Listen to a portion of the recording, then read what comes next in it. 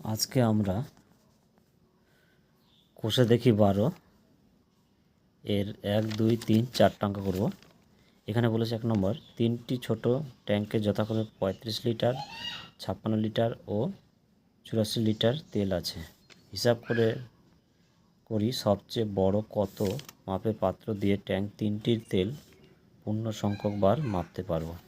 এখানে অঙ্কটা কি করা হয়েছে, এখানে 35 লিটার, 56 লিটার, 48 লিটার এটার গসাগু করতে হবে। তো 35 দিয়ে আগে 56কে গসাগু করা হয়েছে। গসাগু করে দেখো 1 দিয়ে গেছে, 35 হয়েছে।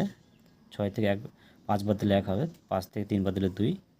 এই 35টা আবার এখানে লেখা হলো। এবার 1 দিয়ে গেল, 21 হলো, 21 থেকে বাদে 14 থাকছে বিয়োগ করে, আবার 21 আবার এখানে নিয়ে আসা হলো।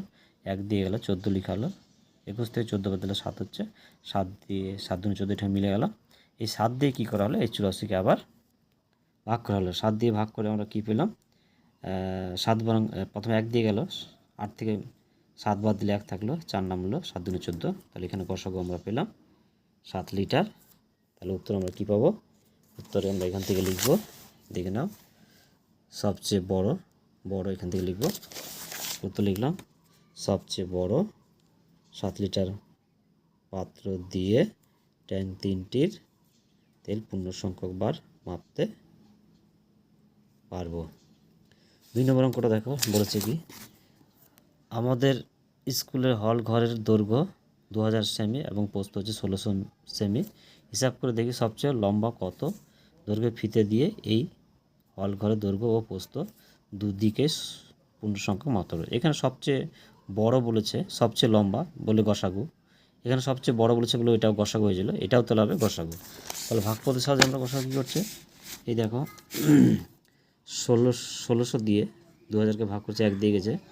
2000 থেকে 1600 বাদ দিয়ে 4 16, আর এই 16টা এখানে লেখা হলো, 4 দিয়ে গেল, 4 4 16 মিলে গেল। তাহলে আমরা গসাগু পেলাম 400 সেমি। এটা সমান 4 মিটার, অর্থাৎ 100 দিয়ে 400 সেমিকে যদি ভাগ করে তাহলে আমরা পাবো 4 মিটার। তাহলে এখানে আমরা উত্তরটা লিখবো। এখন উত্তরটা এখান থেকে লিখে দেবো, সবচেয়ে লম্বা ওই 400 মিটার ফিতে দিয়ে এই হলগুলোর দৈর্ঘ্য ও প্রস্থ দুই দিকে একই সংখ্যায় মাপতে হবে। তাহলে আমরা কী পেলাম এখানে দেখে নাও। তাহলে উত্তরটা লিখছে, সবচেয়ে লম্বা 4 মিটার দৈর্ঘ্যের ফিতে দিয়ে এই ঘরের দৈর্ঘ্য ও প্রস্থ দুই দিকেই পূর্ণ সংখ্যায় মাপতে পারবো। ঠিক আছে, পরের অঙ্কটা 3 নম্বর, 1071টি ধুতি, 595টি শাড়ি ও 357টি জামা মজুত আছে। হিসাব করে দেখি সবচেয়ে বেশি কত পরিবারের মধ্যে ওই জিনিসগুলো সমানভাবে ভাগ করে দিতে পারবো এবং প্রত্যেক পরিবার কতগুলি করে কী কী জিনিস পাবে। অঙ্কটা কী করে আছে, প্রথমে ছোট সংখ্যাটা দিয়ে 335 দিয়ে 357 দিয়ে 595কে ভাগ করেছে, 1 দিয়ে গেছে, বিয়োগ করে আমরা 238 পেলাম। তারপরে এটা এখানে লিখলাম, এটা 1 দিয়ে গেল, বিয়োগ করে আমরা পেলাম 119 পেলাম। এটা দিয়ে 2 দিয়ে মিলে গেল, 119 দিয়ে আবার এটা কী গেলাম, এই যে বড় সংখ্যাটাকে এই সংখ্যাটাকে ভাগ করা হলো, 9 দিয়ে মিলে গেলো, অর্থাৎ 119টি পরিবারের মধ্যে ভাগ করে দেওয়া। তাহলে উত্তরটা আমরা লিখতে পারবো, সবচেয়ে বেশি 119টি পরিবারের মধ্যে ওই জিনিসগুলো সমান ভাগে ভাগ করে দিতে পারবো। এবার বলছে প্রত্যেক পরিবার কত হবে, এখানে দেখে নাও, বলছে প্রত্যেক পরিবার কতগুলি করে কী কী জিনিস পাবে।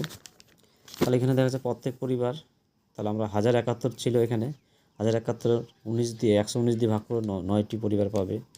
ধুতি পাবে, শাড়ি কতগুলো পরি পাবে, 595 ভাগ 119 5টি। জামা কতগুলো পাবে, জামা 357 ভাগ 119টি, তাহলে 3টি।